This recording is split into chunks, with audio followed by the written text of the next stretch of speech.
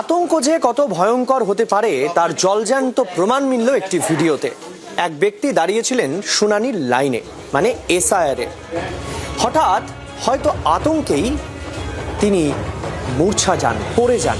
তারপরেই সেখানে তার মৃত্যু। হাসপাতালে নিয়ে যাওয়া হলো ঠিকই, কিন্তু শেষ রক্ষা হলো না। হাওড়ার ঘটনায় ফের আরও একবার চোখের সামনে উঠে এলো আতঙ্কের পরিণতি।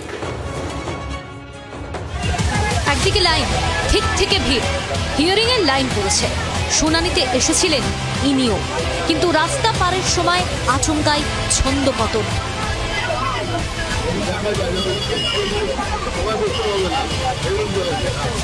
মাথা ঘুরে পড়ে গেলেন রাস্তায়, দেখেই ছুটে গেলেন আশপাশের লোকজন। মুখে চোখে জল ছেটালেন, তাতে সাড়াও দিলেন, কিন্তু শেষ রক্ষা হলো না। হাসপাতালে নিয়ে যাওয়ার পথেই ঢলে পড়লেন মৃত্যুর কোলে।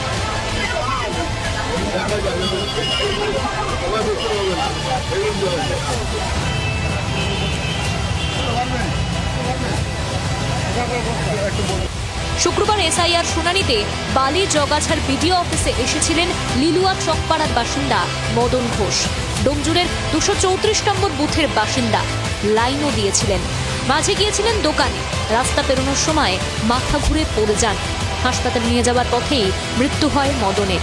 পরিবারের অভিযোগ, 2002-এর ভোটার তালিকায় নাম থাকা সত্ত্বেও শুনানিতে ডেকে পাঠানো হয়েছিল মদনকে, আর তা নিয়েই চিন্তিত ছিলেন তিনি।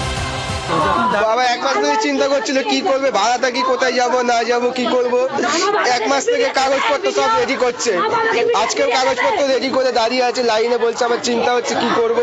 আমি কিছু চিন্তা করবো, সব ঠিক হয়ে যাবে, তুমি একটু চা খেয়ে আসো, ব্যাস এই বলেছি। ওখানে পড়েই সঙ্গে সঙ্গে হয়ে গেছে। ঘটনাস্থলে আসেন ডোমজুড়ের পূর্ত কর্মাধ্যক্ষ তাপস মাইতি। ব্যক্তির মৃত্যুর নেপথ্যে কাঠগড়ায় তোলেন কমিশনকে। এই নির্বাচন কমিশনের জন্য আরও একটা মৃত্যু চোখের সামনে দেখতে হচ্ছে। উনি গত এক মাস ধরে খুব আতঙ্কে ছিলেন যে আমার নাম উঠবে কিনা। আজকে উনি লাইনে ছিলেন, আমি সকালে লাইনে দাঁড়িয়ে ওনার সাথে কথা বলে গেছি। তারপরে উনি হিয়ারিং করিয়েছেন, মানে উনি নিশ্চিত হতে পারেন ওনার নাম উঠবে কিনা। এই যে চাপ উনি সহ্য করতে পারলেন না, নির্বাচন কমিশনের জন্য আজকে এই প্রাণটাও গেল। কখনো জেলা, কখনো শহর।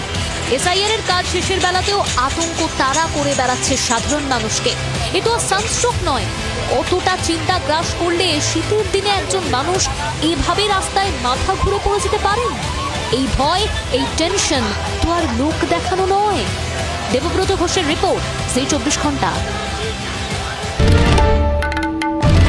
বাংলার আওয়াজ, বাঙালির আবেগ, জি 24 ঘন্টা।